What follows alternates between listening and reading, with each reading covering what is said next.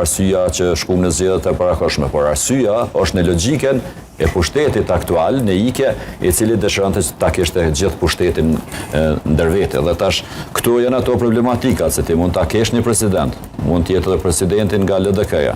Pa e president nga LDK-ja e ruan institucionin, e ruan kushtetutën, e ruan Kosovën.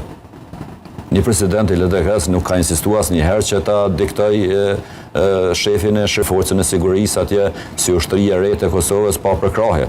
Dhe një president i Lidhjes Demokratike të Kosovës asnjëherë nuk ka insistuar që ta kap Këshillin Gjyqësor dhe Këshillin Prokuror. Kur kjo nuk ka ndodhur.